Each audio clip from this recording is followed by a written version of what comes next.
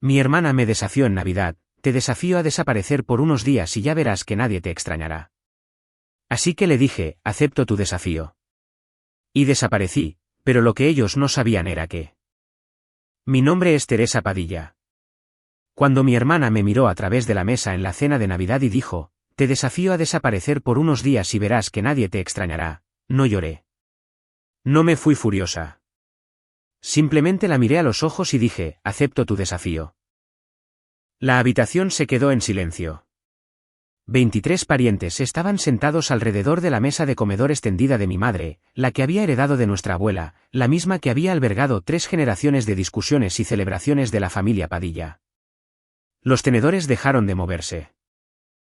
Las copas de vino se detuvieron a mitad de camino hacia los labios. Mi madre, Elena, miró a mi padre, Manuel, con esa expresión particular que usaba cada vez que quería que él arreglara algo, aunque nunca lo dijera en voz alta. Mi hermana Vanessa estaba sentada frente a mí con su esposo Marcus a su lado. Ella era 3 años mayor que yo, tenía 35 años, y había pasado cada uno de esos años asegurándose de que yo supiera mi lugar en esta familia. Su cabello rubio estaba perfectamente peinado, su suéter de cachemira blanca estaba inmaculado y sus uñas cuidadas golpeaban su copa de vino como si acabara de pronunciar un argumento final en un tribunal en lugar de un insulto casual en la cena de Navidad. Hablo en serio, continuó Vanessa, con su voz cargando esa calidez ensayada que usaba cuando quería sonar razonable mientras era cruel. Siempre estás aquí, Teresa. Siempre.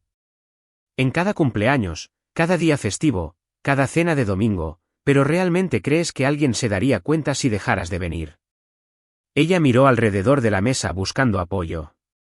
Quiero decir, honestamente, que sería diferente. Mi primo Daniel se rió con nerviosismo. Mi tía Sofía se ajustó la servilleta. Mi padre se aclaró la garganta y dijo, Vanessa, es suficiente. Pero no lo dijo como si lo sintiera. Lo dijo como un hombre que cumple con una obligación, marcando una casilla para poder decirse a sí mismo más tarde que lo había intentado. Mi madre no dijo nada. Ella nunca decía nada cuando realmente importaba. Miré a Vanessa y vi el cálculo detrás de sus ojos. No estaba siendo cruel por accidente. Estaba siendo cruel porque podía, porque durante 32 años yo se lo había permitido. Había tragado cada comentario sobre mi carrera, mi apartamento, mi estado civil y mis elecciones de vida. Había aguantado cada cena familiar donde ella era la exitosa directora de mercadotecnia y yo era la callada que trabajaba desde casa haciendo algo con computadoras que nadie entendía realmente. Había aceptado mi lugar al borde de cada fotografía, siendo la última en recibir una pregunta y la primera en ser ignorada. Pero algo había cambiado en mí esa tarde. Tal vez fue el peso de 3 décadas presionando. Tal vez fue el conocimiento de que tenía algo en mi bolsillo, literalmente en el bolsillo de mi abrigo colgado junto a la puerta principal, que ninguno de ellos conocía. Tal vez fue simplemente la comprensión repentina y clara como el cristal de que ya no tenía que estar aquí. Vanessa, dije, y mi voz estaba calmada de una manera que me sorprendió incluso a mí. Acepto tu desafío. Ella parpadeó y preguntó, ¿qué? Acepto, repetí. Me desafías a desaparecer. Bien. Desapareceré por unos días, por una semana, por el tiempo que sea necesario, y veremos quién se da cuenta. Mi madre finalmente habló, Teresa, no seas dramática. ¿Es Navidad? Es Navidad, estuve de acuerdo, y tu hija acaba de decirme frente a toda la familia que soy olvidable, que mi ausencia no importaría. Simplemente le estoy tomando la palabra. Me levanté de la mesa. Mi silla chirrió contra el suelo de madera y el sonido fue fuerte en el repentino silencio. Caminé hacia el vestíbulo delantero, tomé mi abrigo del gancho y deslicé mi mano en el bolsillo. El sobre todavía estaba allí, grueso, de color crema, sellado con cera, aquel que había llegado hace 3 días de un bufete de abogados del que nunca había oído hablar. Teresa, la voz de mi padre fue más aguda ahora. Siéntate. No hemos terminado de cenar. Ustedes terminaron de cenar, dije. Yo terminé de que me digan que no importó. Abrí la puerta principal. El aire frío de diciembre golpeó mi rostro, afilado y limpio. Detrás de mí, escuché la voz de Vanessa, más ligera ahora, casi triunfante, ven, ella siempre hace esto. Hace que todo se trate de ella misma. Estará de vuelta en 1 hora. Cerré la puerta ante sus palabras. Bajé los escalones delanteros de la casa de mis padres, pasé por el jardín decorado con luces navideñas, pasé los autos estacionados a lo largo de la calle y seguí caminando. No miré atrás. Conduje hasta mi apartamento en la ciudad, un viaje de 45 minutos a través del tráfico festivo que me dio demasiado tiempo para pensar. Mis manos estaban firmes en el volante, pero mi mente daba vueltas. Vanessa había dicho lo que siempre decía, hizo lo que siempre hacía. Pero esta vez se sintió diferente. Esta vez no me lo había tragado. Cuando llegué a mi apartamento, me senté en mi sofá sin encender las luces. El árbol de Navidad en la esquina, uno pequeño que yo misma había decorado, parpadeaba con sus luces de colores hacia mí. Saqué el sobre del bolsillo de mi abrigo y lo sostuve con ambas manos. Hace 3 días, lo había abierto en estado de choque. Ahora lo abrí de nuevo y leí la carta en su interior. Las palabras que había memorizado pero que todavía no podía creer del todo. Estimada señorita Padilla, comenzaba.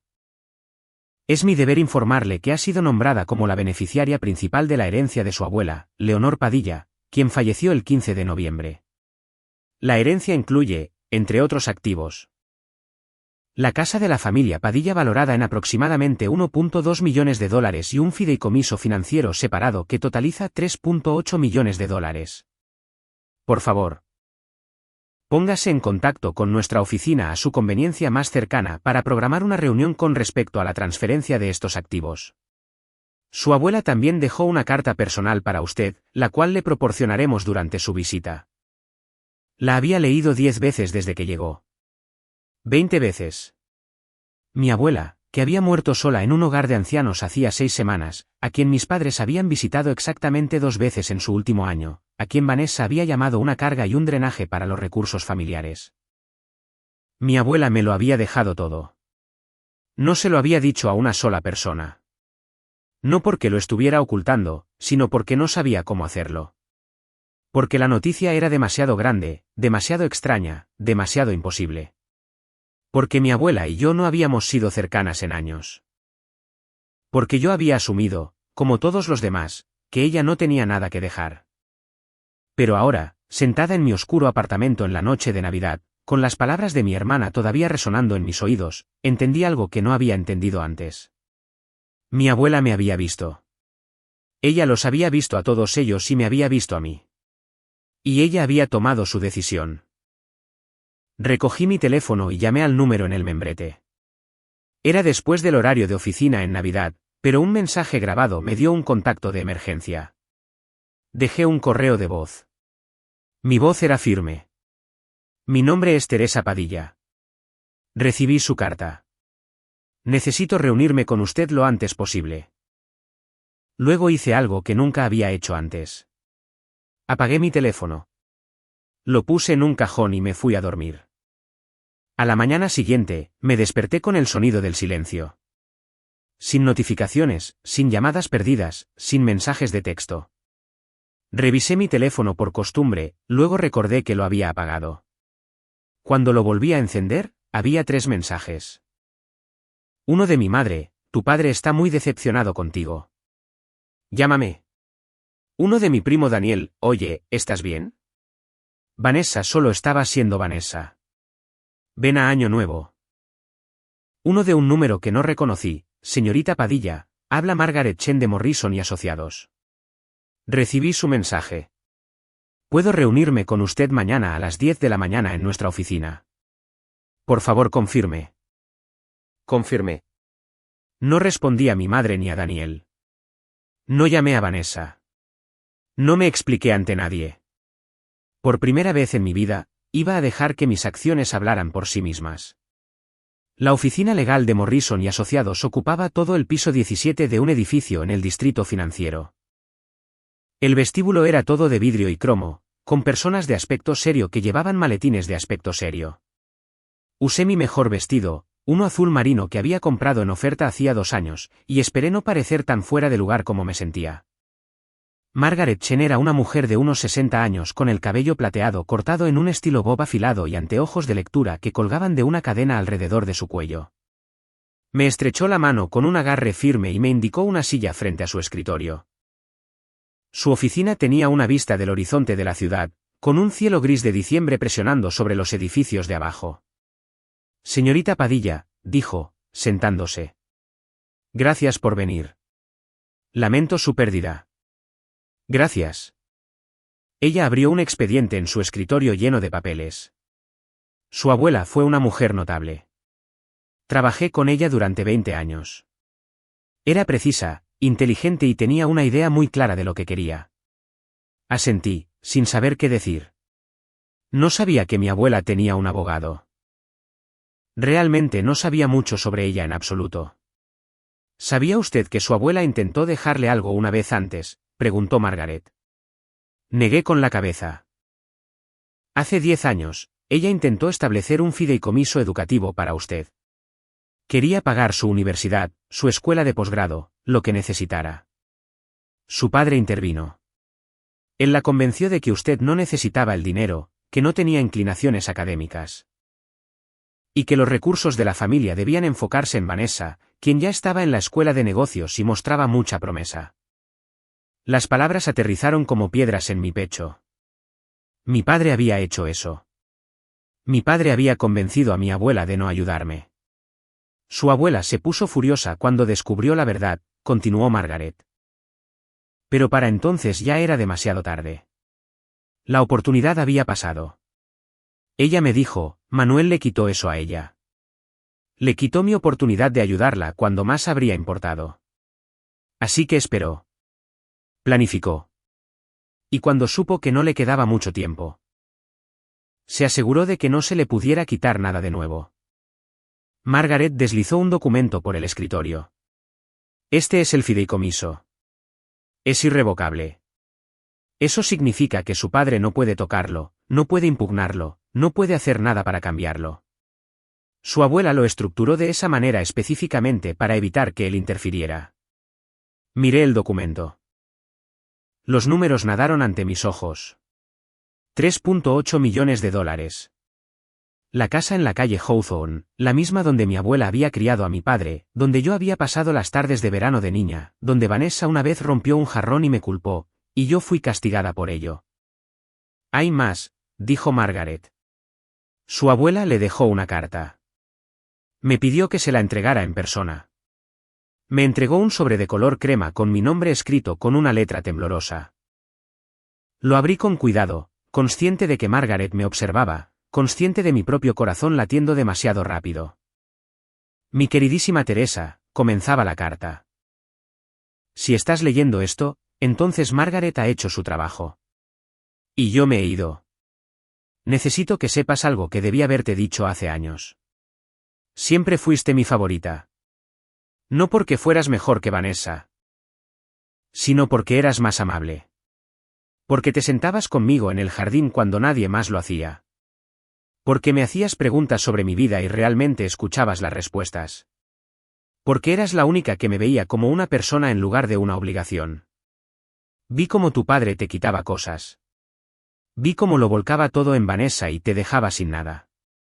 Debí haberlo detenido. Fui demasiado débil. Tuve demasiado miedo al conflicto, estaba demasiado convencida de que habría tiempo después. Nunca hay suficiente tiempo después. Este dinero no es una herencia. Es una corrección. Soy yo tratando de devolverte algo de lo que te fue robado. Úsalo como lo necesites. Regresa a la escuela. Comienza un negocio, viaja, compra una casa, no hagas nada. No me importa. Lo que importa es que sepas que alguien en esta familia vio tu valor. Yo lo vi. Siempre lo vi. No dejes que te hagan sentir pequeña nunca más. Teresa, no eres pequeña. Nunca lo fuiste. Con todo mi amor, tu abuela. Doblé la carta con cuidado y la puse en mi bolso. Mis manos temblaban. Margaret Chen me observó con ojos amables y no dijo nada. Hay una cosa más, dijo después de un largo momento. Su abuela quería que le dijera algo. Dígale a Teresa que el jardín la está esperando. ¿Sabe usted qué significa eso? Asentí, sin confiar en mí misma para hablar. El jardín de mi abuela detrás de la casa de la calle Hawthorne. El que ella había cuidado durante 40 años. Aquel donde me había sentado con ella en las tardes de verano mientras me enseñaba los nombres de las plantas, los secretos del suelo y la paciencia necesaria para cultivar algo hermoso de la nada. Ella siempre había dicho que el jardín sería mío algún día. Yo había asumido que era solo una charla, el tipo de cosas que las abuelas dicen a los nietos que aman pero a quienes no pueden darles nada realmente. Pero ella lo decía en serio. Todo lo decía en serio. Margaret Chen me acompañó al ascensor. El fideicomiso será transferido a sus cuentas en un plazo de 30 días. La casa ya es suya. Solo necesitamos presentar el papeleo. Si tiene alguna pregunta, llámeme directamente. Me entregó una tarjeta de presentación. Y Teresa, su abuela estaba orgullosa de usted. Me lo decía cada vez que hablábamos. No lo olvide. Bajé en el ascensor 17 pisos en un estado de aturdimiento. El vestíbulo todavía estaba lleno de personas serias, pero ya no importaban. Nada de lo que mi familia me hubiera dicho importaba ya porque mi abuela me había dejado la verdad. Y la verdad era que yo no era invisible. Nunca había sido invisible. Simplemente había estado parada bajo la luz equivocada. Conduje a casa a través de la ciudad, pasando por las decoraciones navideñas todavía instaladas, pasando por las multitudes de compradores, turistas y personas que seguían con sus vidas ordinarias. Mi teléfono vibró en mi bolso. Lo ignoré. Vibró de nuevo. Seguí conduciendo. Cuando llegué a mi apartamento, finalmente revisé los mensajes. Había 12 de ellos. La mayoría de mi madre, 2 de Vanessa, 1 de mi padre. El último de mi madre decía: Teresa, tu padre está muy molesto. Vanessa está molesta. Todos estamos molestos. Necesitas llamarnos y disculparte por arruinar la Navidad. Esto es ridículo. Leí el mensaje 3 veces. Luego lo borré. Los borré todos. Apagué mi teléfono y lo volví a poner en el cajón. Por primera vez en 32 años, iba a dejarlos esperar. La primera semana de mi desaparición fue la más difícil. No porque extrañara a mi familia, sino porque tenía que aprender a dejar de esperar a que ellos notaran que me había ido. Me quedé en mi apartamento durante 3 días seguidos. Pedí víveres en línea. Respondí correos electrónicos de clientes, el trabajo de diseño web independiente que pagaba mis cuentas y que mi familia descartaba por no ser un trabajo real. Leí la carta de mi abuela tantas veces que memoricé cada palabra. Al cuarto día, conduje a la calle Hawthorne. La casa era de estilo victoriano, pintada de un amarillo suave con un porche envolvente, una torreta en una esquina y un jardín que se extendía por todo el patio trasero. No había estado aquí en 5 años. No desde que la salud de mi abuela falló y mis padres la trasladaron al hogar de ancianos. El jardín estaba cubierto de maleza. Los parterres de flores estaban asfixiados por las malas hierbas. Los rosales estaban sin podar y salvajes.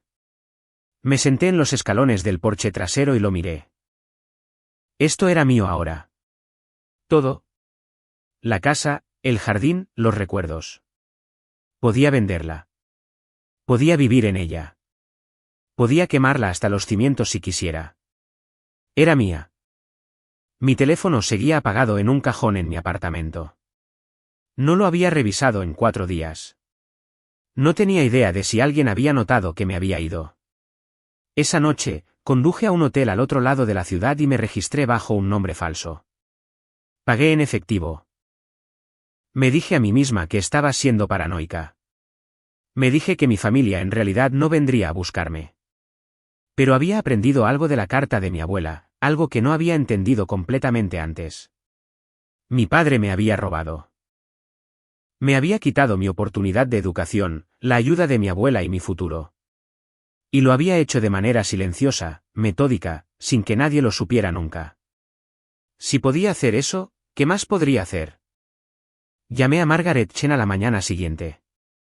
¿Puede mi padre impugnar el fideicomiso legalmente?, pregunté. Ella respondió: no, el fideicomiso es irrevocable. Pero eso no significa que no lo intentará. Puede presentar mociones, retrasar la transferencia, hacerle la vida difícil. Tiene recursos. Tiene un abogado. No se rendirá fácilmente. ¿Qué debería hacer? Manténgase invisible por un tiempo más, dijo ella. Deje que se pregunte dónde está usted. Deje que se agote buscando. La transferencia del fideicomiso se completará en 3 semanas. Después de eso, no hay nada que él pueda hacer. Colgué y miré por la ventana del hotel hacia la ciudad de abajo. 3 semanas. Podía resistir 3 semanas. En el día 6, me quebré y revisé mi teléfono. 47 llamadas perdidas, 23 mensajes de texto, 8 correos de voz. El primer correo de voz era de mi madre, 2 días después de Navidad. Teresa, es tu madre. Llámame. Tu padre quiere hablar contigo. El segundo era de Vanessa, oye Teresa. Mira, lamento si te molesté. No era lo que quería decir. Pero estás siendo ridícula. Ahora vuelve a casa. El tercero era de mi padre, Teresa, habla tu padre. Necesito que me llames inmediatamente. Tenemos cosas que discutir. Asuntos familiares. Para el 7º día, el tono había cambiado. Los mensajes eran más cortos, más agudos. Teresa, es tu madre. ¿Nos estás ignorando? Teresa, habla Vanessa. Todo el mundo está hablando de ti. Es vergonzoso. Teresa, habla tu padre. Si no me devuelves la llamada para mañana, asumiré que has tomado tu decisión y actuaré en consecuencia. Los borré todos. Apagué el teléfono y lo volví a poner en el cajón. En el día 9, regresé a la casa de la calle Hawthorne con guantes de jardinería y un par de tijeras de podar. Pasé la tarde arrancando malas hierbas, recortando los arbustos descuidados y limpiando las hojas muertas de los parterres. Fue un trabajo duro, un trabajo físico, del tipo que dejaba mis músculos adoloridos y mi mente vacía. Para el atardecer, había despejado un pequeño rincón del jardín cerca de la cerca trasera. Me senté en los escalones del porche y miré lo que había hecho, y sentí por primera vez en años algo parecido a la paz. En el día 12, recibí una llamada de Margaret Chen. Su padre presentó una moción para retrasar la transferencia del fideicomiso. Afirma que su abuela no estaba en su sano juicio cuando firmó los documentos. Ha presentado una declaración del médico del hogar de ancianos sugiriendo que ella tenía periodos de confusión. Mi estómago se hundió. ¿Puede hacer eso? Puede intentarlo, pero su abuela anticipó esto. Se hizo una evaluación cognitiva por un médico independiente 6 meses antes de firmar el fideicomiso. Tengo los resultados. Estaba completamente lúcida. Presentaremos una respuesta y el tribunal verá la verdad. Tomará tiempo, pero él perderá. ¿Tiempo? Todo tomaba tiempo. Yo tenía tiempo. No tenía nada más que tiempo. En el día 15, regresé al jardín. Despejé otra sección, luego otra. Encontré los viejos rosales que mi abuela había amado, los que había plantado cuando yo era niña, todavía vivos bajo todo el descuido. Los podé cuidadosamente de la manera en que ella me había enseñado. Hablé con ella mientras trabajaba.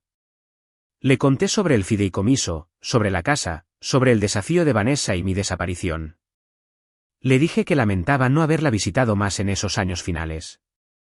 Le dije que ahora entendía por qué había hecho lo que hizo. En el día 18, conduje frente a la casa de mis padres. No sé por qué, curiosidad tal vez, o alguna pequeña y tonta parte de mí que todavía esperaba ver algo que me hiciera sentir menos sola. La casa se veía igual, luces de Navidad todavía puestas, autos en la entrada, luces encendidas en las ventanas. Normal, ordinario, una familia siguiendo con sus vidas. No me detuve. No disminuí la velocidad. Simplemente pasé de largo y seguí adelante. En el día 21, Margaret Chen llamó con noticias. El tribunal denegó la moción de su padre. La transferencia del fideicomiso procederá según lo programado. Debería tener acceso a los fondos dentro de la semana. Me senté en la cama del hotel y dejé que las palabras se asentaran. Había ganado, no solo el fideicomiso, sino algo más grande. Había ganado el derecho a existir bajo mis propios términos, sin su permiso, sin su aprobación, sin su lástima, su crueldad o sus desprecios casuales. Señorita Padilla, la voz de Margaret sonó de nuevo. ¿Sigue ahí? Estoy aquí, dije. Solo estoy pensando. ¿En qué está pensando? Miré por la ventana las luces de la ciudad. Estoy pensando en lo que viene después. Me mudé a la casa de la calle Hawthorne el 15 de enero, 3 semanas después de haber salido de la cena de Navidad. La casa estaba fría, polvorienta y olía a abandono, pero era mía. Pasé la primera semana limpiando, pintando y haciendo la mía. Pinté la cocina de un suave color verde salvia, el color favorito de mi abuela. Colgué mis propias fotografías en las paredes, fotos de amigos y lugares en los que había estado, cosas que a mi familia nunca le habían importado. Convertí el dormitorio de invitados en una oficina, mi oficina, donde dirigiría mi negocio independiente, y eventualmente, tal vez algo más. Todavía no le había dicho a nadie dónde estaba. Mi teléfono permanecía apagado en un cajón. Mi bandeja de entrada de correo electrónico se llenó de mensajes que no leía.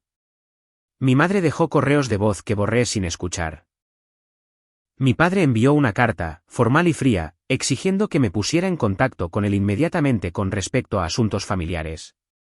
La tiré a la basura. Vanessa no intentó contactarme en absoluto después de esa primera semana. No sabía si eso era alivio, resignación o algo completamente distinto. No me importaba lo suficiente como para preguntármelo. El 20 de enero, conduje al hogar de ancianos donde mi abuela había pasado sus últimos meses. No había estado aquí desde su funeral. El edificio era de color beige institucional, el tipo de lugar diseñado para ser olvidado. Pedí ver los registros, los que mi padre había usado en su moción. La administradora, una mujer de aspecto cansado llamada Patricia, dudó hasta que le mostré la escritura de la casa y los documentos del fideicomiso. Ella hablaba de usted, dijo Patricia mientras sacaba los expedientes. Su abuela hablaba mucho de usted. ¿Lo hacía? Cada vez que la veía, decía, mi nieta Teresa vendrá a visitarme pronto. Ella es la que entiende el jardín. Patricia me entregó una carpeta. Estaba orgullosa de usted. Tomé la carpeta, me senté en la sala de espera vacía y leí los registros.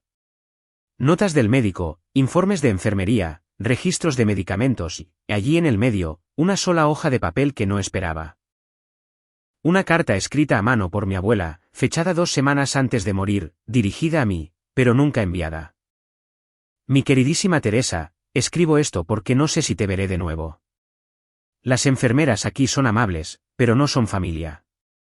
Tu padre no me ha visitado en 3 meses. Vanessa nunca ha visitado.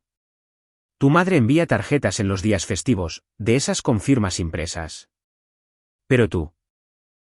Tú me llamabas 2 veces por semana. Enviabas fotografías de tu apartamento, de tu trabajo. De tu vida. Me hacías preguntas y escuchabas las respuestas. Me hacías sentir que todavía importaba. Lamento no haber podido decírtelo en persona. Lamento no haber luchado más por ti cuando habría marcado una diferencia. Lamento todos los años que dejé que tu padre te quitara cosas. Pero no lamento haberte dejado todo. Eso es lo único de lo que estoy segura. Te lo mereces. Te mereces tanto más de lo que esta familia te dio jamás. Construye algo hermoso. Teresa. Planta un jardín. Cultiva cosas. Sé feliz. Eso es todo lo que siempre quise para ti. Con todo mi amor, tu abuela. Doblé la carta con cuidado y la puse en mi bolso junto a la primera. 2 cartas, 2 piezas de prueba de que había sido vista, de que había importado. Conduje a casa a través de la tarde gris de enero y me senté en el jardín de mi abuela, mi jardín ahora, y lloré. No de tristeza, no exactamente, sino de alivio. De la liberación de 30 años de contener la respiración, esperando a que alguien notara que estaba allí. A la mañana siguiente, encendí mi teléfono por primera vez en un mes. Las notificaciones inundaron la pantalla, cientos de ellas, demasiadas para contar. Me desplacé sin leer, borrando a medida que avanzaba, hasta que vi una que me detuvo. Un mensaje de texto de mi primo Daniel enviado hacía 3 días. Teresa, no sé si estás recibiendo esto. Pero pensé que deberías saberlo. Vanessa le está diciendo a todo el mundo que tuviste un colapso nervioso y que estás en tratamiento en algún lugar. Mamá y papá están de acuerdo con eso.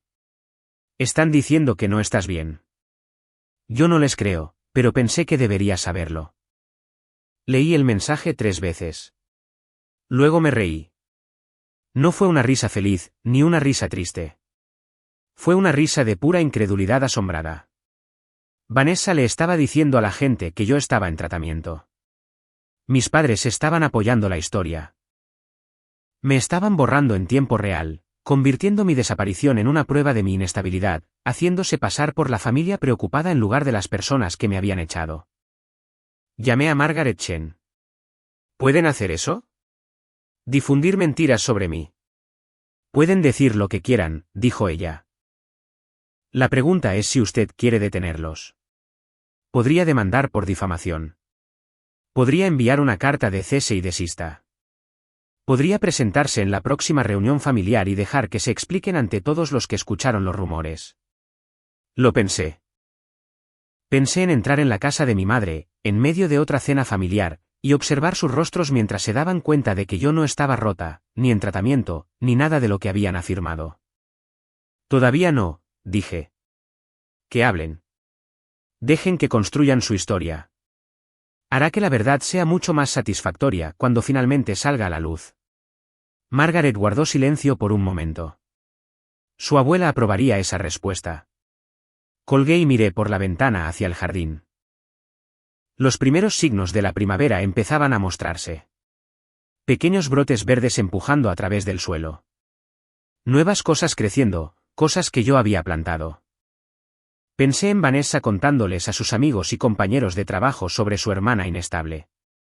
Pensé en mi padre, asintiendo con la historia, dejando que la gente creyera que era la víctima de una hija que había perdido la cabeza.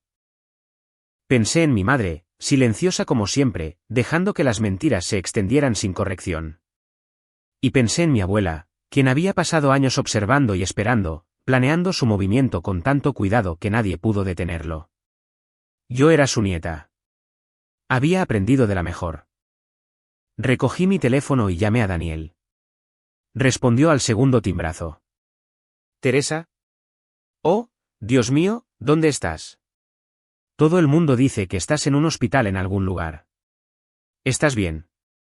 Estoy bien, Daniel. Estoy mejor que bien. Necesito que hagas algo por mí. Cualquier cosa.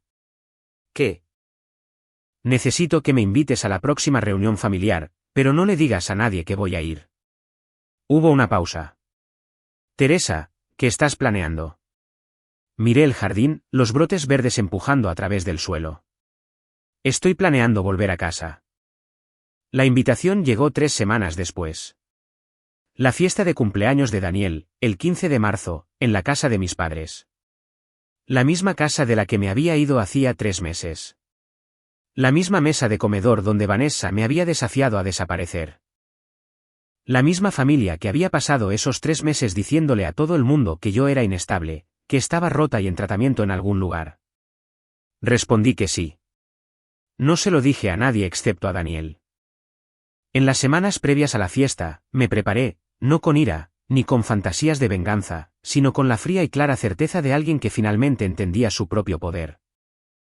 Fui de compras, no a las tiendas de descuento donde usualmente compraba ropa, sino a las boutiques del centro, las mismas donde compraba Vanessa. Compré un vestido color borgoña profundo, elegante y sobrio. Compré zapatos que costaban más de lo que solía ser mi alquiler mensual. Compré un abrigo de lana real que me hacía ver como alguien que pertenecía a salas de juntas en lugar de alguien que trabajaba desde casa en pantalones deportivos. No hice esto para impresionarlos. Lo hice porque podía. Porque por primera vez en mi vida tenía dinero, dinero real, y quería saber qué se sentía entrar en una habitación y no sentirse pequeña. También preparé la verdad. Imprimí copias de los documentos del fideicomiso, las cartas de mi abuela y el fallo judicial que denegaba la moción de mi padre. Los puse en un portafolio de cuero, del tipo que los ejecutivos llevan a reuniones importantes. Practiqué lo que diría, no en voz alta, sino en mi cabeza. Calmada, firme, inquebrantable. Daniel me envió un mensaje de texto la mañana de la fiesta: todos están aquí. Papá y mamá preguntan por ti. Vanessa está presidiendo la sala. Deberías verla. Lleva un vestido nuevo, de diseñador. Ha estado hablando de eso toda la noche. Le respondí: diles que estoy en camino. Conduje a la casa de mis padres en el auto de mi abuela. Un viejo Mercedes que ella había guardado en el garaje, apenas conducido, todavía inmaculado. Había encontrado las llaves en un cajón de la casa junto con una nota escrita de su puño y letra: para Teresa, para cuando necesites llegar con estilo. La casa se veía igual que en Navidad. Luces resplandecientes, autos bordeando la calle, el sonido de risas y conversaciones saliendo hacia la fría noche de marzo. Estacioné al final de la cuadra y me senté por un momento para calmarme. Mi teléfono vibró. Daniel de nuevo: están empezando a preguntarse si vendrás. Vanessa acaba de decir en voz alta que apuesta a que tienes demasiado miedo para dar la cara.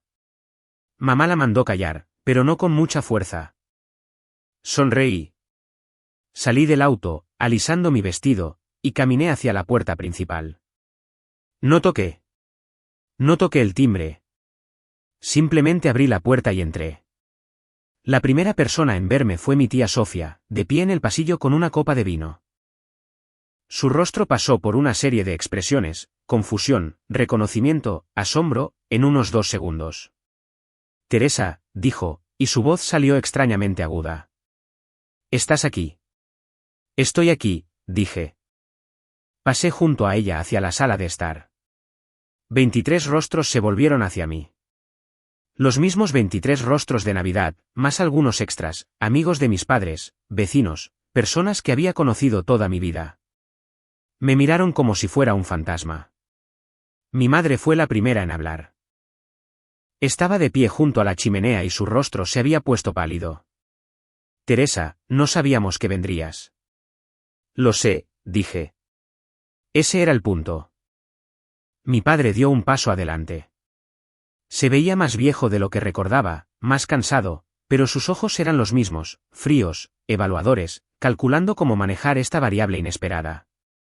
Este no es el momento ni el lugar, Teresa. Podemos hablar en privado mañana. No, dije. Hablaremos ahora, aquí, frente a todos. Vanessa apareció entre la multitud. Llevaba un vestido rojo de diseñador, tal como Daniel había dicho. Su cabello estaba perfecto, su maquillaje impecable. Pero sus ojos no eran perfectos. Estaban muy abiertos, inciertos, moviéndose por la habitación como si buscara una ruta de escape. Teresa, dijo ella, y su voz tenía la misma calidez ensayada que siempre usaba. Hemos estado tan preocupados por ti. Todo el mundo ha estado tan preocupado. ¿Dónde has estado? ¿Estás bien? La miré. Mi hermana, que me había desafiado a desaparecer, que le había dicho a todo el mundo que yo estaba en tratamiento, que había pasado toda su vida asegurándose de que yo supiera mi lugar. He estado exactamente donde quería estar, dije. Y estoy mejor que bien. Finalmente estoy exactamente donde se supone que debo estar. Mi padre intentó de nuevo: Teresa, por favor, vamos al estudio y discutamos esto en privado. No, dije de nuevo. Abrí el portafolio de cuero y saqué los documentos. Todos aquí deberían escuchar esto. Todos aquí deberían saber la verdad. El rostro de Vanessa se tensó. ¿Qué estás haciendo? Sostuve el primer documento. Esta es una copia del fideicomiso de mi abuela, el que firmó hace 18 meses cuando estaba completamente lúcida y en plena posesión de sus facultades. El que me nombra como la única beneficiaria. Murmullos recorrieron la habitación. Mi madre se presionó una mano contra el pecho. El rostro de mi padre se puso rojo. Eso es una mentira, dijo Vanessa, pero su voz se quebró en la última palabra. No es una mentira, dije. Y aquí está la evaluación cognitiva de un médico independiente, completada la misma semana, confirmando que mi abuela estaba en su sano juicio. Y aquí está el fallo judicial de hace 2 semanas denegando la moción de mi padre para impugnar el fideicomiso. Sostuve cada documento a medida que los nombraba, dejando que todos los vieran. La habitación estaba en absoluto silencio. Tu abuela estaba confundida al final, dijo mi padre, pero su voz carecía de convicción. Todo el mundo lo sabe. El personal del hogar de ancianos lo dijo. El personal del hogar de ancianos no dijo tal cosa, respondí. Tengo sus registros también. Lo tengo todo. Vanessa dio un paso adelante, su compostura rompiéndose. ¿Y qué? ¿Así que la abuela te dejó algo de dinero? Bien por ti. ¿Es por eso que desapareciste? Para jugar juegos con nosotros. Desaparecí porque tú me desafiaste a hacerlo, dije. Dijiste que nadie me extrañaría. Te equivocaste. Me volví para mirar a la sala, a las 23 personas que observaban este drama familiar desarrollarse en tiempo real. Mi abuela me dejó todo. Una casa en la calle Hawthorne. Un fondo fiduciario de casi $4 millones y cartas personales que explican exactamente por qué lo hizo. Porque vio lo que esta familia me hizo. Vio el favoritismo, el descuido, la crueldad casual, y decidió corregirlo. Mi madre estaba llorando ahora, lágrimas silenciosas corrían por su rostro. Mi padre se quedó congelado, con las manos apretadas a los costados. Vanessa parecía que quería desaparecer, hundirse en el suelo y nunca volver a subir. Pero aquí está el punto, continué. No vine aquí para castigar a nadie. Vine aquí para decirles la verdad. No estoy en tratamiento. No soy inestable. No soy nada de lo que dijeron que era. Soy la persona que mi abuela siempre vio. La persona en la que ella creía. La persona a la que le dejó todo porque sabía que yo no lo desperdiciaría. Miré a Vanessa. Me desafiaste a desaparecer. Querías demostrar que yo no importaba. Pero te equivocaste. Yo importaba para ella. Y ahora, gracias a ella, importo para mí misma. Eso es algo que tú nunca entenderás. Recogí los documentos y los volví a poner en el portafolio. La habitación seguía en silencio, congelada, procesando. No voy a sacar a nadie de mi vida, dije, pero tampoco voy a fingir más. De ahora en adelante, las cosas son diferentes. Me tratarán con respeto o no me verán en absoluto. La elección es suya. Me di la vuelta y caminé hacia la puerta. Detrás de mí, escuché la voz de mi madre, pequeña y quebrada. Teresa, espera. No esperé. Seguí caminando. Salí por la puerta principal, bajé los escalones, pasé los autos alineados en la calle y regresé al Mercedes de mi abuela. Entré, encendí el motor y me alejé sin mirar atrás. Mi teléfono vibró cuando llegué al final de la cuadra. Un mensaje de Daniel, eso fue increíble. No tenía idea. Estoy tan orgulloso de ti. Sonreí y seguí conduciendo. El jardín me estaba esperando. Mi jardín, mi casa, mi vida y, por primera vez en 32 años, estaba exactamente donde quería estar. Las semanas posteriores a la fiesta de cumpleaños de Daniel fueron más tranquilas de lo que esperaba. Sin confrontaciones dramáticas, sin disculpas llorosas, sin intentos desesperados por recuperarme. Solo silencio, pesado y expectante, como el aire antes de una tormenta. Pasé mis días en el jardín. La primavera estaba completamente despierta ahora, y las plantas que mi abuela había cuidado durante décadas estaban respondiendo a la calidez, a la lluvia y a la atención repentina. Las rosas florecieron primero, de color rojo intenso y rosa pálido, la misma variedad que ella había plantado cuando yo era niña. Las peonías siguieron, enormes y fragantes, sus pétalos tan delicados que parecían que podrían disolverse en el rocío de la mañana. Contraté a una empresa de jardinería para que ayudara con los proyectos más grandes, los setos descuidados, la fuente rota y el camino que se había agrietado y asentado tras años de negligencia. Pero los parterres de flores los cuidé yo misma. Quería mis manos en la tierra. Quería sentirme conectada con ella, con el trabajo que había hecho, con la vida que había construido en este lugar. El dinero del fideicomiso estaba en mi cuenta bancaria, un número tan grande que apenas podía comprenderlo.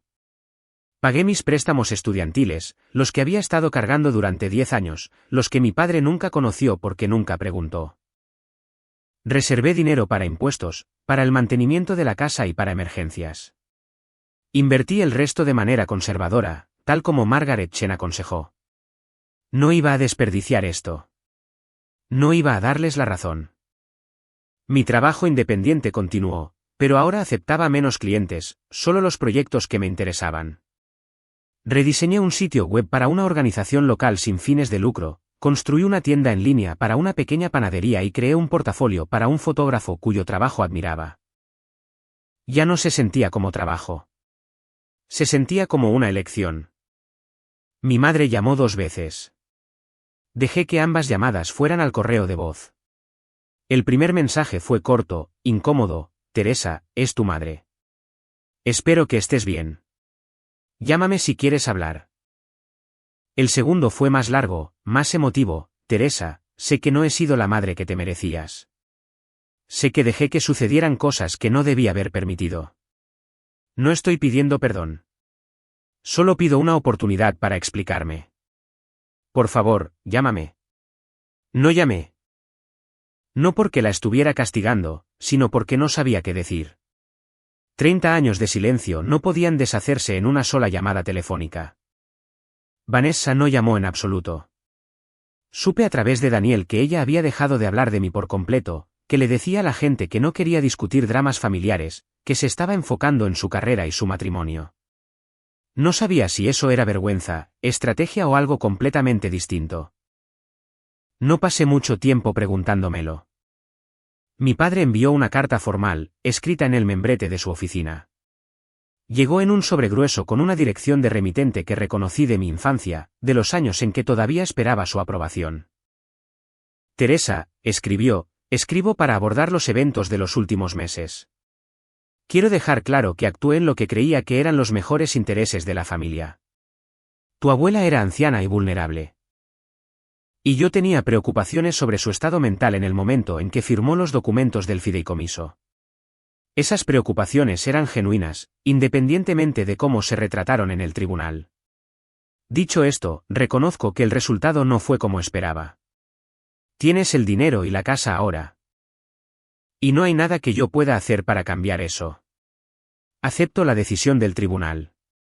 Incluso si no estoy de acuerdo con ella, espero que consideres restablecer el contacto con la familia. Seguimos siendo tu familia, Teresa. Nada puede cambiar eso. Tu padre. Leí la carta 3 veces. Luego la doblé con cuidado y la puse en el cajón con las cartas de mi abuela. No respondí. No necesitaba hacerlo. La carta no era una disculpa. Era una negociación, un intento de restablecer los términos de nuestra relación sin reconocer lo que había hecho. Seguía siendo el mismo hombre que siempre había sido. Simplemente me quería de vuelta bajo sus términos. No iba a volver. En abril, contraté a un contratista para renovar la cocina. Mi abuela la había actualizado en la década de 1980 y se notaba. Elegí gabinetes de madera cálida, encimeras de mármol y un gran fregadero de granja donde pudiera lavar la tierra de mis manos después de la jardinería. Trabajé con el diseñador yo misma, tomando decisiones, firmando cheques y viendo cómo mi visión se hacía realidad. Los trabajadores llegaban cada mañana a las 8. Les hacía café y les traía el almuerzo de la panadería de la calle. Me llamaban señorita Padilla, luego Teresa, luego jefa. Al final del proyecto, éramos amigos. Me enseñaron cómo arreglar cosas por mí misma, como parchar paneles de yeso, reemplazar un grifo y nivelar un gabinete. Aprendí que era capaz de más de lo que jamás había sabido. En mayo, planté vegetales, tomates, pimientos y calabacines, hileras de ellos en el rincón soleado del jardín donde mi abuela una vez cultivó las mismas cosas. Construí una pequeña cerca para mantener alejados a los conejos. Instalé un sistema de riego por goteo para no tener que recordar regar todos los días. Los revisaba obsesivamente, buscando los primeros frutos diminutos, los primeros signos de vida. En junio, mi madre apareció en la puerta principal. La vi a través de la ventana, de pie en el porche con las manos entrelazadas frente a ella, vistiendo un vestido que reconocí de hacía una década. Se veía más pequeña de lo que recordaba, mayor, más frágil. La luz del porche captó el gris en su cabello y las líneas de preocupación alrededor de sus ojos. Abrí la puerta. Mamá. ¿Teresa? Su voz era apenas un susurro. «¿Podemos hablar, por favor?» Me hice a un lado y la dejé entrar. Caminó por la sala de estar lentamente, mirándolo todo, las fotografías en las paredes, los libros en los estantes, las flores que yo había arreglado en la mesa de café. «Has hecho este lugar hermoso», dijo. «Se parece a ella, a la abuela». «Lo sé», respondí. Ese era el punto. Nos sentamos en la cocina, en la mesa donde yo comía sola. Preparé té, del mismo tipo que solía beber mi abuela, y puse una taza frente a mi madre. Ella envolvió sus manos alrededor de ella y se quedó mirando el vapor que subía. «No sé cómo empezar», dijo. «Empieza por el principio». Ella asintió lentamente. «El principio. El principio fue cuando conocí a tu padre. Tenía 19 años. Él tenía 25, era guapo, seguro de sí mismo, ya estaba en camino de convertirse en el hombre que todos admiraban. Mi familia no era como la suya. No teníamos dinero, ni conexiones, ni estatus. Cuando él se fijó en mí, sentí que había ganado algo, como si hubiera sido elegida. Tomé un sorbo de mi té y esperé. Me tomó años entender que ser elegida por Manuel significaba renunciar a todo lo demás. A mis opiniones, a mis amigos, a mi sentido de mí misma. No lo exigió directamente. Simplemente dejó claro, una y otra vez, que la única manera de estar a salvo en nuestro matrimonio era estar de acuerdo con él. Así que lo hice. Estuve de acuerdo con él en todo. Sobre Vanessa, sobre ti, sobre cómo criarlas, qué valorar y quién importaba. Su voz se quebró. Sabía que estaba mal. Sabía que él era injusto contigo. Pero tenía tanto miedo de perderlo, de perder la vida que había construido, que me quedé callada. Cada vez que él elogiaba a Vanessa y te ignoraba a ti, me decía a mí misma que no era tan malo. Cada vez que ella recibía algo que tú merecías, me decía que tú estarías bien. Que eras fuerte. Que no me necesitabas de la manera en que ella sí. Eso no era cierto, dije. Lo sé. Se limpió los ojos con el dorso de la mano. Lo sé, no era cierto. Tú me necesitabas más. Necesitabas a alguien que te defendiera, que te dijera que importabas, que luchara por ti de la manera en que yo debía haber luchado. Y no lo hice. Te fallé, Teresa.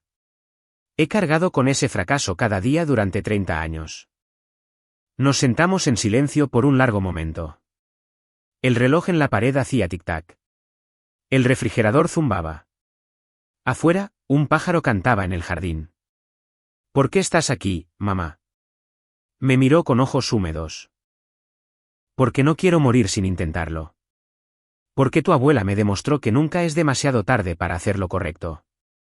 Porque finalmente estoy lista para elegirte a ti. Dejé mi té.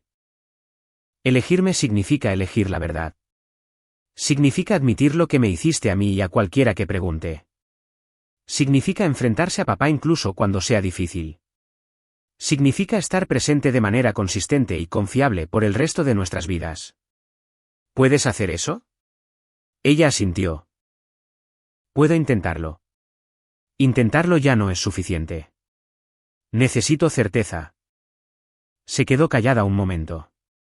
Luego metió la mano en su bolso y sacó un sobre. Solicité el divorcio esta mañana. La miré fijamente. ¿Qué? Tu padre no lo sabe todavía. Se lo diré hoy después de irme de aquí. He estado planeando esto por meses. Desde la fiesta, desde que te vi salir por esa puerta. Me di cuenta de que lo había estado eligiendo a él durante 35 años y no tenía nada que mostrar por ello excepto una hija que no confiaba en mí. Empujó el sobre por la mesa. Te elijo a ti ahora. Espero que no sea demasiado tarde. Miré el sobre, luego el rostro de mi madre.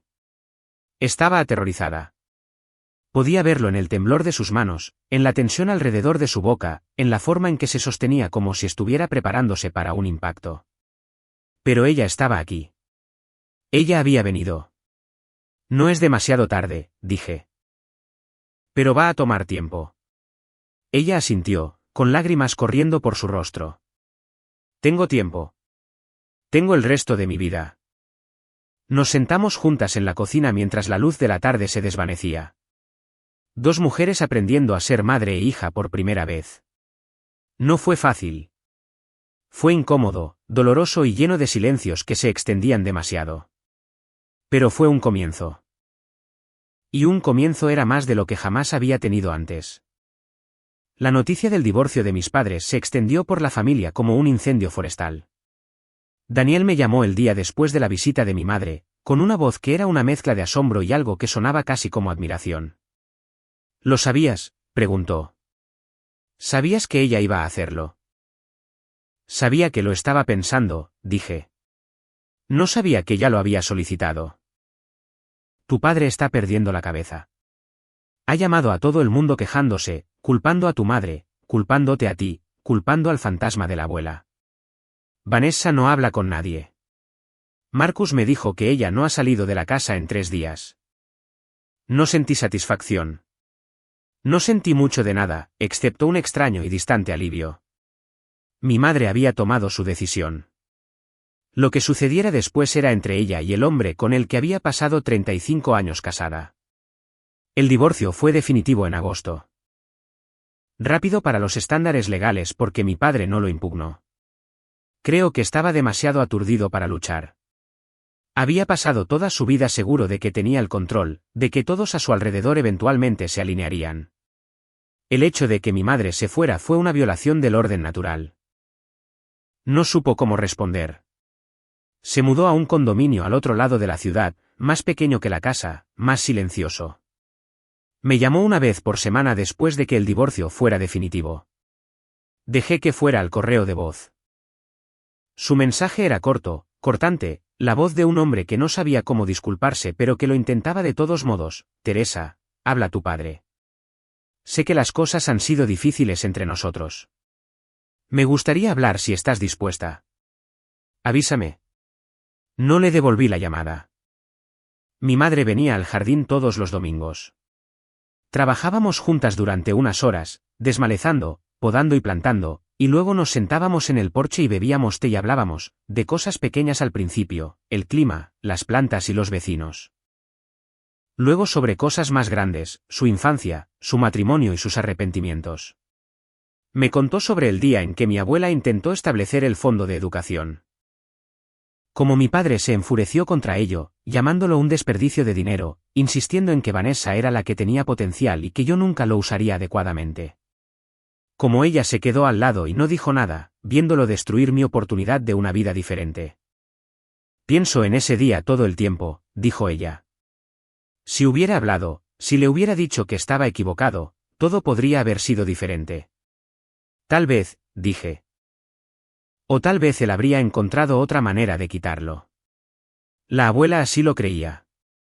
Por eso estableció el fideicomiso de la manera en que lo hizo. Irrevocable, intocable.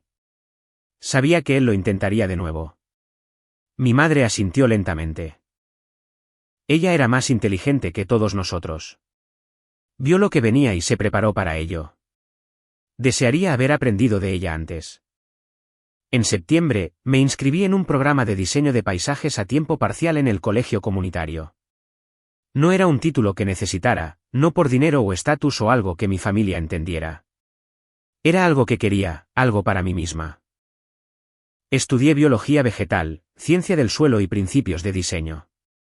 Aprendí a crear jardines que no solo fueran hermosos, sino sostenibles, ecológicamente sanos y destinados a durar. Mi instructora, una mujer llamada Patricia que había estado diseñando jardines durante 40 años, se interesó en mi trabajo.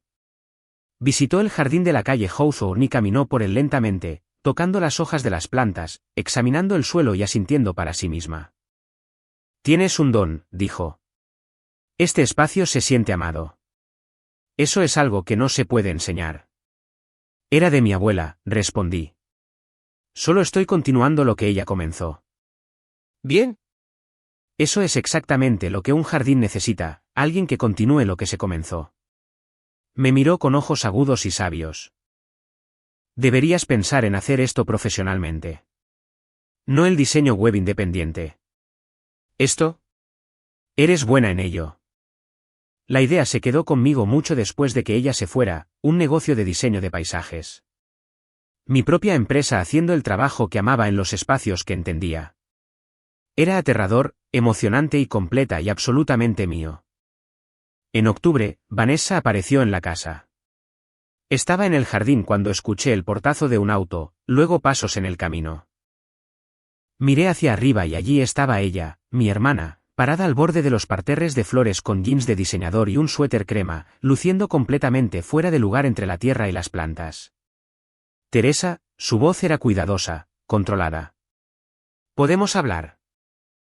Me levanté lentamente, limpiando mis manos en mi delantal de jardinería. ¿Qué quieres, Vanessa? Ella dudó. Nunca había visto a mi hermana dudar antes. Ella siempre sabía exactamente qué decir, exactamente cómo manejar cualquier situación. Pero aquí, en mi jardín, se veía perdida. Quiero disculparme, dijo. Las palabras quedaron suspendidas en el aire entre nosotras, extrañas e inesperadas. ¿Por qué exactamente? Por todo. Dio un paso más cerca. Por la forma en que te traté mientras crecíamos. Por la Navidad, por desafiarte a irte, por decirle a todos que estabas en tratamiento, por ser la hija dorada y usarlo para hacerte sentir pequeña. Por todo ello. Esperé. Tenía que haber algo más. Siempre había algo más con Vanessa. Ella tomó aire. No vine aquí porque quiera algo de ti. Vine porque he pasado los últimos 6 meses viendo mi vida desmoronarse y finalmente entiendo por qué. Papá está solo. Mamá lo dejó. Marcus y yo apenas nos hablamos. Mis amigos me miran diferente ahora. Como si estuvieran esperando que haga algo cruel. Y me di cuenta, finalmente, de que yo construí esto. Lo construí sobre la base de ser mejor que tú, de tener más que tú. Al asegurarme de que todos supieran que yo era la exitosa y tú eras el fracaso. Pero tú no eres el fracaso. Yo lo soy. Su voz se quebró en la última palabra. Miré a Vanessa. Esta mujer que había sido mi antagonista durante 3 décadas y vi algo que nunca había visto antes, vulnerabilidad, honestidad, miedo. No espero que me perdones, dijo ella. Ni siquiera lo merezco. Pero quería que supieras que ahora lo veo. Veo lo que hice y lo siento. Nos quedamos en el jardín mientras el sol de octubre se filtraba a través de las hojas. Las rosas ya habían pasado su floración, las peonías estaban marrones y quebradizas, pero el jardín seguía siendo hermoso a su manera. Preparándose para el invierno, descansando para la primavera. No voy a fingir que todo está bien, dije finalmente. No lo está. Me lastimaste durante 30 años. Eso no desaparece porque tuviste una comprensión. Lo sé. Pero estoy dispuesta a intentarlo. Lentamente, con cuidado, con límites que respetarás, o me iré y no miraré atrás. Vanessa asintió con lágrimas corriendo por su rostro. Puedo hacer eso. Lo haré. No nos abrazamos. No hicimos promesas. Simplemente nos quedamos allí, 2 hermanas en un jardín, aprendiendo a ser familia por primera vez. El invierno fue tranquilo y pacífico. Lo pasé bajo techo, leyendo libros de diseño, dibujando planos de jardines y bebiendo té con mi madre los domingos por la tarde. Ella venía cada semana sin falta. Y lentamente, dolorosamente, construimos algo nuevo. Vanessa vino 2 veces. La primera visita fue incómoda, llena de silencios y palabras cuidadosas. La segunda fue un poco más fácil. Hablamos de cosas pequeñas, neutrales, el clima, su trabajo y los libros que yo estaba leyendo. No fue una reconciliación, todavía no, pero fue un comienzo. Mi padre no vino en absoluto. Envió una tarjeta de Navidad, formal y distante, con una nota escrita a mano en su interior, pensando en ti. Espero que estés bien. Con amor, papá. La puse en el cajón con las otras cartas y no respondí. En enero, lancé oficialmente mi negocio de diseño de paisajes. Lo llamé Jardines Hawthorne. Por la calle donde estaba la casa de mi abuela, por el lugar donde finalmente me había encontrado a mí misma. Patricia me escribió una carta de recomendación. Daniel diseñó mi sitio web de manera gratuita porque dijo que creía en mí. Mi madre vino a la pequeña fiesta de lanzamiento que organicé en la casa y lloró cuando vio mi nombre en la puerta. El negocio creció lentamente al principio, luego más rápido. Se corrió la voz sobre la mujer que podía transformar cualquier espacio en algo hermoso, que entendía las plantas de la manera en que otras personas entendían a la gente, que trataba cada jardín como si importara. Para la primavera, tenía más clientes de los que podía manejar. Contraté a una asistente, una joven llamada Maya, que acababa de graduarse del programa de diseño de paisajes y tenía la misma mirada hambrienta que recordaba de mí misma, la mirada de alguien desesperada por demostrar su valía. Trabajábamos juntas en el jardín en las tardes cálidas, plantando, podando y planificando. Maya hacía preguntas constantemente sobre la composición del suelo, la exposición al sol y qué plantas prosperaban juntas. Yo las respondía todas, recordando la voz de mi abuela en mi cabeza. La forma en que ella me había enseñado las mismas cosas décadas atrás. Ella debe haber sido increíble, dijo Maya un día, mirando el jardín. ¿Tu abuela? Lo era, dije. Ella me enseñó todo, no solo sobre plantas. Maya señaló la casa, la vida que yo había construido. Sobre esto, sobre ser paciente, planificar con anticipación y confiar en que el trabajo daría sus frutos eventualmente. Pensé en las cartas de mi abuela escondidas en mi cajón, leídas tantas veces que ya había memorizado cada palabra. Ella había planeado durante años, esperado durante años, confiando en que yo estaría lista cuando llegara el momento. Ella había creído en mí antes de que yo creyera en mí misma.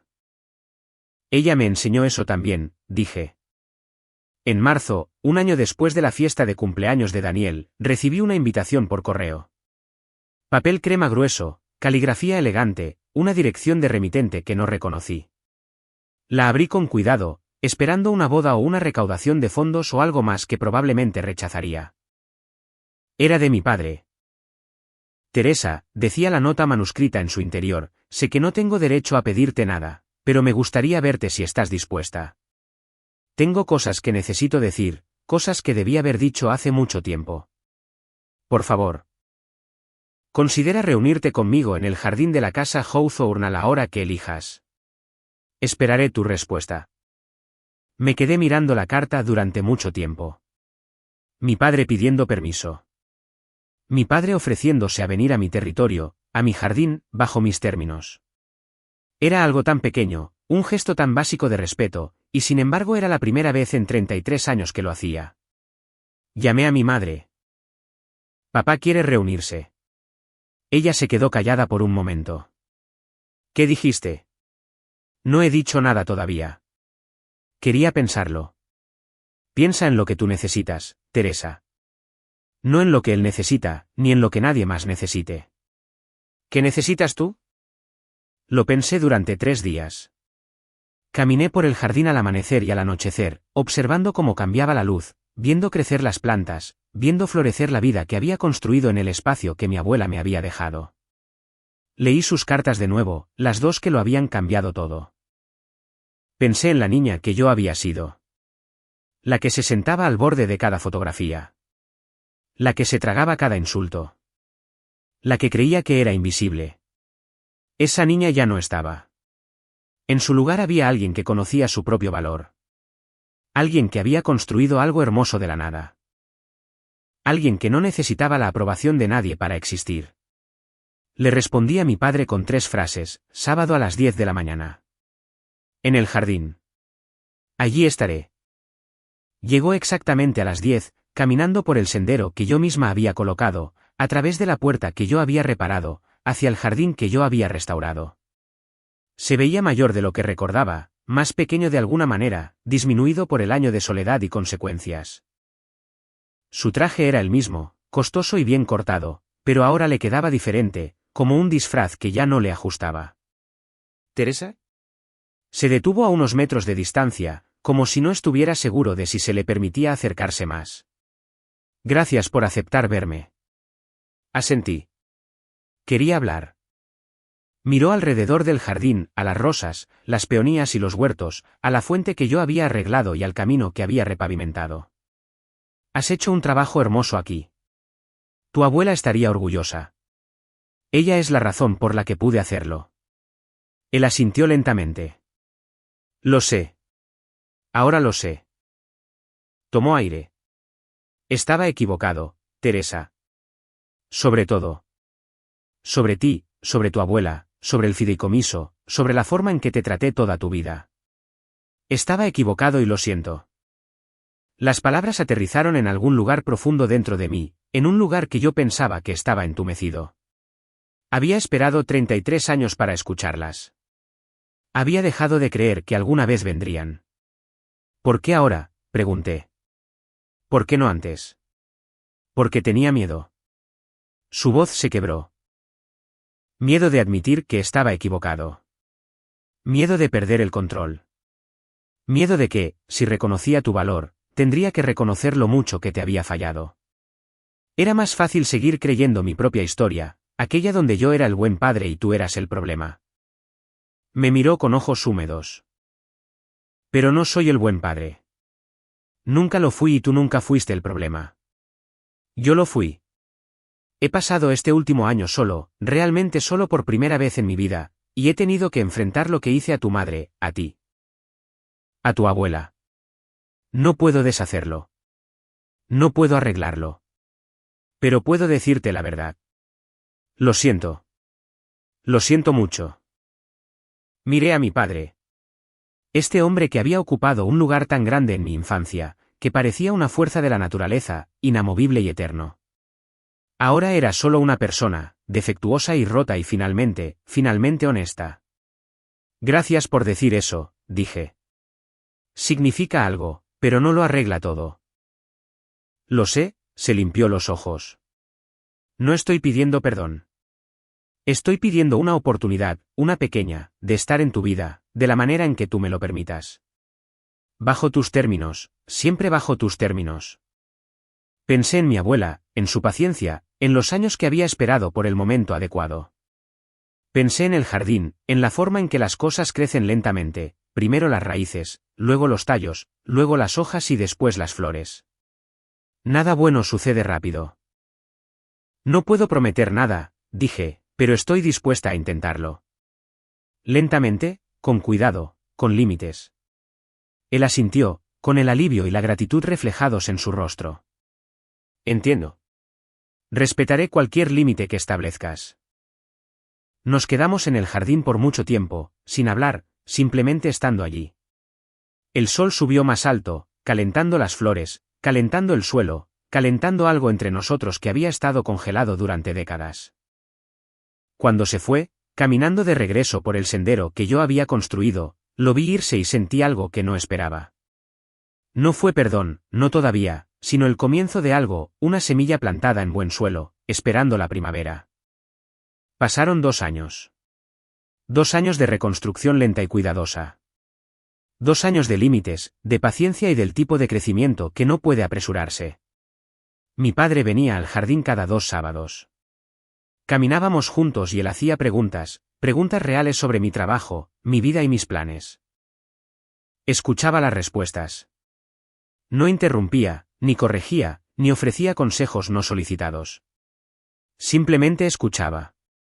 Era algo tan pequeño y significaba todo. Vanessa venía una vez al mes. No éramos hermanas de la manera en que debimos haberlo sido. Todavía no. Pero éramos algo. Podíamos sentarnos juntas sin que la vieja tensión se enroscara en el aire entre nosotras. Podíamos hablar de cosas neutrales, cosas seguras y, ocasionalmente, con cuidado, sobre el pasado. Mi madre venía cada domingo sin falta. Se había convertido en una persona diferente en los años transcurridos desde el divorcio. Más fuerte, más presente, más ella misma. Ahora reía genuinamente de una manera que nunca escuché mientras crecía. Contaba historias sobre su propia infancia, sobre la mujer que había sido antes de mi padre, sobre los sueños que había dejado de lado y que estaba retomando lenta y tentativamente. El jardín floreció. Jardines Hawthorne, mi negocio, creció más allá de lo que imaginé. Ahora tenía 12 empleados, una lista de espera de clientes y una reputación que llegaba más allá de la ciudad. Me invitaban a hablar en conferencias, a juzgar concursos de diseño y a colaborar en publicaciones que una vez leí como estudiante. Pero lo que más importaba, a lo que regresaba cada noche, era el jardín detrás de la casa. El jardín de mi abuela, mi jardín, el lugar donde había aprendido a ser paciente, a confiar en el proceso y a creer que las raíces crecerían y las flores florecerían si simplemente seguía estando allí. En la primavera del tercer año, recibí un premio. La Asociación de Diseño de Paisajes de Oregón me nombró diseñadora emergente del año. La ceremonia se llevó a cabo en un hotel del centro, de Etiqueta, con 300 personas. El tipo de evento al que mi familia una vez habría asistido solo por Vanessa. Los invité a todos.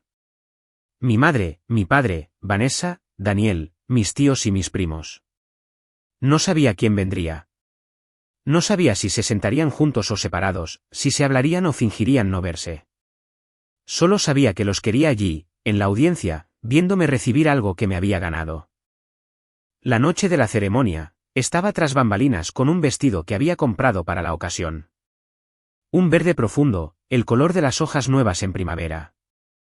Mis manos temblaban.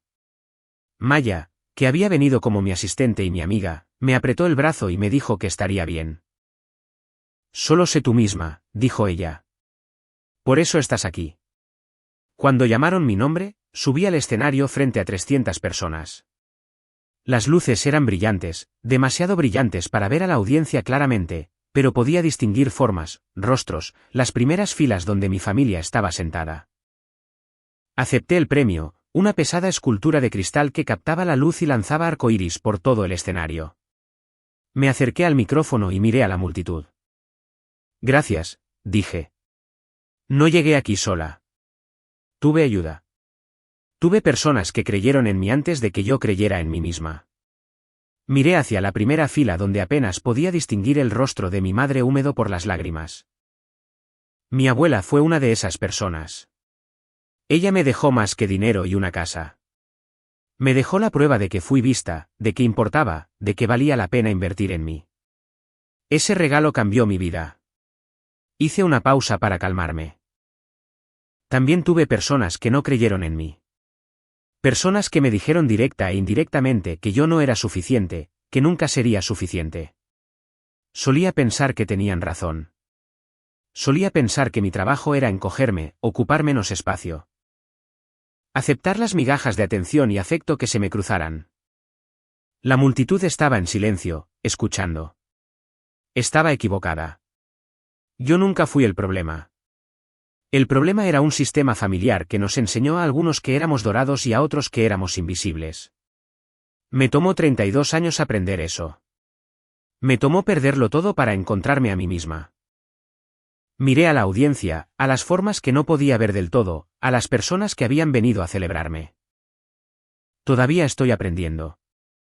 Cada día estoy aprendiendo. Pero sé esto ahora, soy suficiente. Siempre he sido suficiente.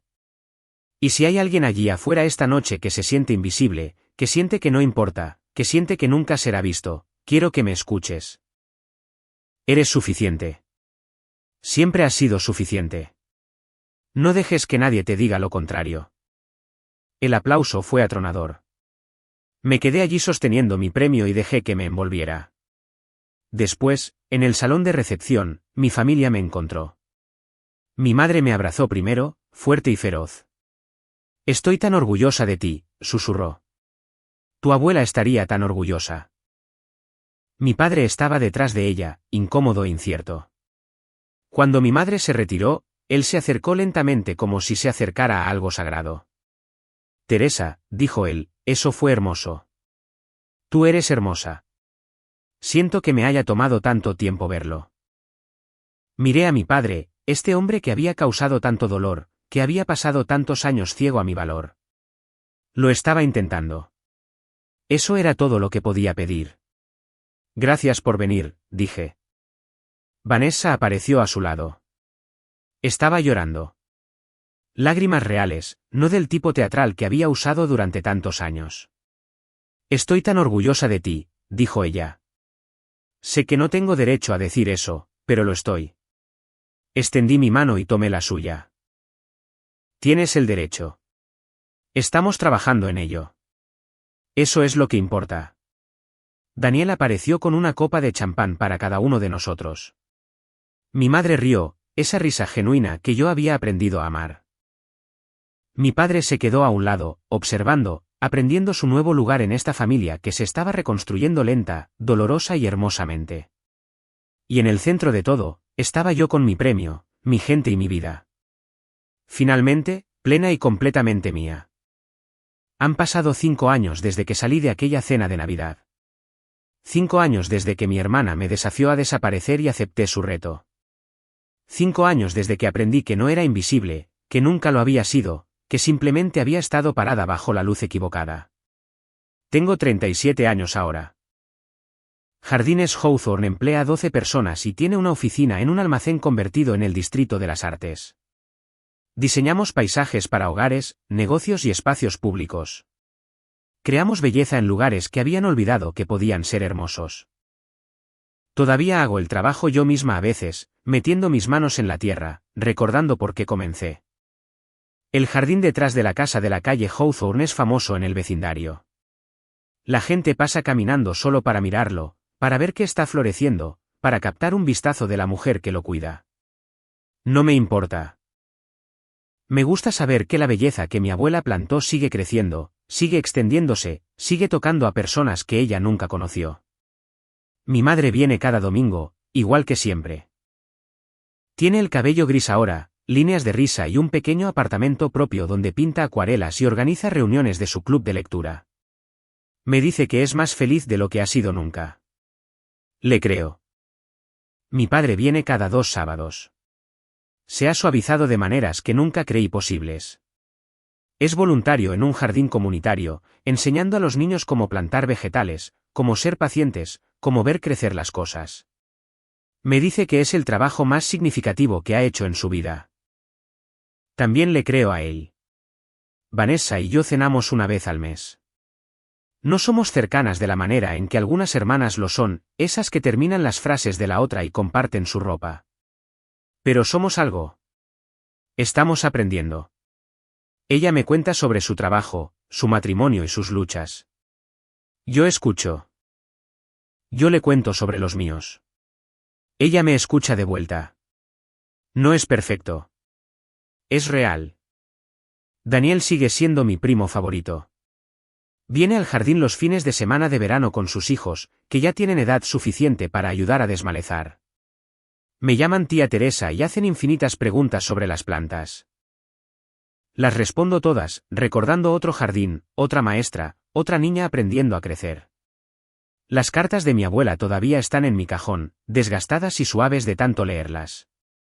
Las saco a veces en las noches tranquilas y las leo de nuevo. Las palabras nunca cambian, pero yo sí.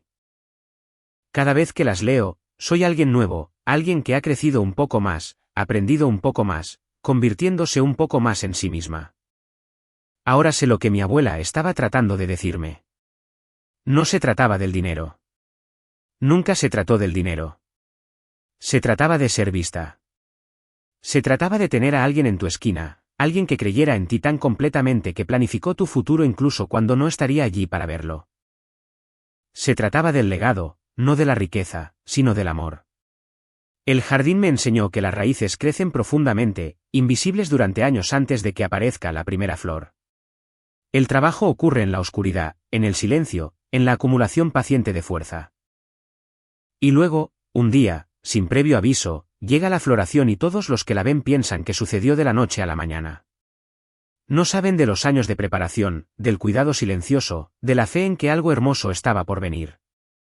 Eso es lo que mi abuela me dio, no dinero, sino fe. Fe en que yo valía la espera. Fe en que florecería cuando estuviera lista. Fe en que el jardín prosperaría si simplemente seguía cuidándolo. Ella tenía razón. El jardín prospera. Yo prospero. Y cada vez que cruzo la puerta, cada vez que veo las rosas, las peonías y los vegetales que planté con mis propias manos, pienso en ella. Pienso en la mujer que me vio cuando nadie más lo hizo. Pienso en el legado que dejó, no en dólares, sino en tierra, en crecimiento y en el trabajo paciente de llegar a ser.